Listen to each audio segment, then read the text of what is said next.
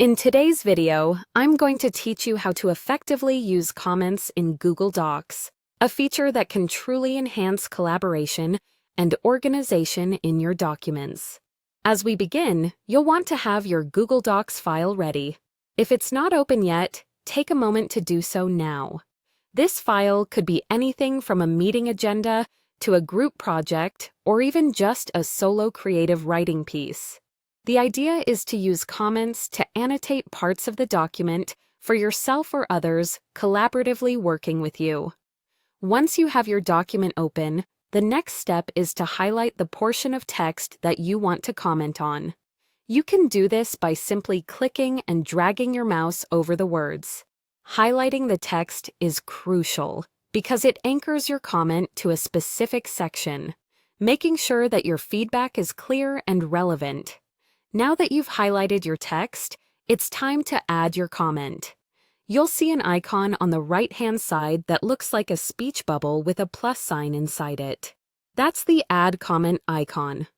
Clicking this icon is one way to open the comment box. However, if you're more inclined to use keyboard shortcuts to streamline the process, you can press Ctrl Alt M if you're on a Windows computer, or Command Option M if you're on a Mac. This handy shortcut is a great time saver when you're working extensively within a document. With the comment box open, you can now type your note. This is your opportunity to provide context, ask questions, or offer suggestions related to the highlighted text. Remember, the goal is to be clear and concise so that anyone reviewing the document can immediately understand the purpose of your note. Once you're satisfied with what you've written and feel it accurately conveys your message, go ahead and click the comment button. This action finalizes your note and adds it to the document. You'll notice your comment appearing in the right-hand margin alongside lots of space for any responses.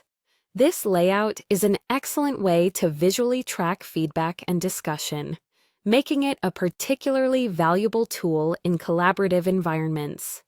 Whether you're working with others or simply annotating for your own reference, getting accustomed to this feature can significantly improve how you organize and share ideas in your documents. And there you have it, a straightforward yet highly effective way to manage feedback and collaboration within Google Docs, all through the power of comments.